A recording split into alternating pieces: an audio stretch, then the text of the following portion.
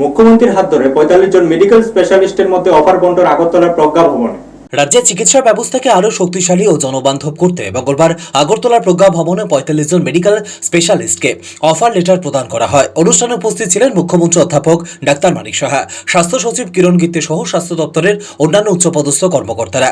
মুখ্যমন্ত্রী তাঁর বক্তব্যে বলেন, মানব সেবাই চিকিৎসা পেশার মূল লক্ষ্য। রাজ্যের স্বাস্থ্য ব্যবস্থাকে এগিয়ে নিয়ে যেতে নতুন এই বিশেষজ্ঞ চিকিৎসকদের ভূমিকা অত্যন্ত গুরুত্বপূর্ণ। তিনি নবনিযুক্ত চিকিৎসকদের আন্তরিকভাবে অভিনন্দন জানান এবং স্বাস্থ্য সেবায় নিষ্ঠার সঙ্গে কাজ করার আহ্বান জানান। অনুষ্ঠানে নবনিযুক্ত চিকিৎসকরা মুখ্যমন্ত্রীর কাছ থেকে সরাসরি অফার লেটার গ্রহণ করেন এবং ভবিষ্যতে রাজ্যের স্বাস্থ্য পরিষেবা উন্নয়নে অবদান রাখার প্রতিশ্রুতি দেন। ব্যুরো রিপোর্ট, নিউজ তৎকাল 24। আমাদের কথাবার্তা চলছে গভর্নমেন্ট মেডিকেল কলেজে যে সিটের সংখ্যা সেটাকে 100-এর মতো আমরা বাড়ানোর জন্য মোরাললেস সেরকম একটা ইঙ্গিত আমরা পেয়েছি। তাহলে এই গভর্নমেন্ট 2018 আসার পর আজকে আমরা দেখছি সমস্ত ত্রিপুরাতে আমরা কিন্তু স্বাস্থ্য ব্যবস্থা একদিকে ম্যান পাওয়ারও বাড়াচ্ছি, শুধু ডাক্তার না, ডাক্তারের সাথে যে আদার যে স্টাফ আছে তাদেরকেও আমরা কিন্তু অ্যাপয়েন্টমেন্ট দিচ্ছি, তাদেরকেও অফার দিচ্ছি, যাতে শুধু ডাক্তারের একার পক্ষে কিন্তু একটা স্বাস্থ্য ব্যবস্থা কোনো অবশ্যই চালানো যাবে না। কাজে সাইড বাই সাইড তারাও যাতে মানে তাদের ডিমান্ড বা আমাদের ডিমান্ড অনুসারে তাদের যাতে দেওয়া যায় সেটা আমরা ব্যবস্থা করছি।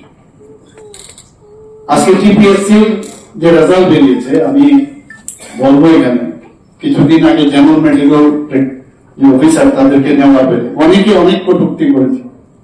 এখানে মিডিয়ার বন্ধুরা এখানে উপস্থিত আছেন, আমি বলবো ইটস এ গ্রেড।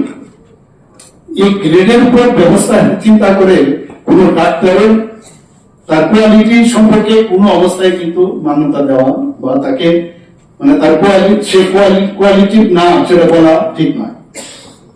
এবং সেই সৎ সাহস আছে বলে যদি কেউ 7ও পেয়ে থাকে, 8ও পেয়ে থাকে, টিপিএসসি সেই সৎ সাহস আছে বলে তবেই দিয়েছে।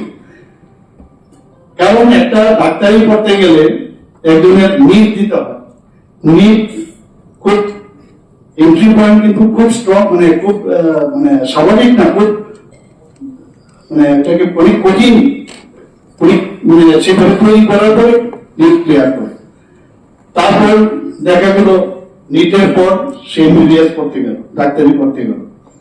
এমবিবিএস এ সে first year, second year, third year, fourth year, 4টা, এবং এখানে মিনিমাম 50% যদি না হয় পাশই হবে না। আজকে ভাইবা বসি এবং 3 ঋণী তার তো কোয়ালিটি একটা আছে, সে তো হি or she is eligible to do practice. এখন সরকারি পর্যায়ে যখন আমরা গ্রাজুয়েশন করি তার সিনিয়রিটিও সেটাকে কিন্তু নির্ধারিত হয়, এটা গ্রেড। এটাকে অনেকে ভুল বুঝিয়ে নানাভাবে চেষ্টা করে।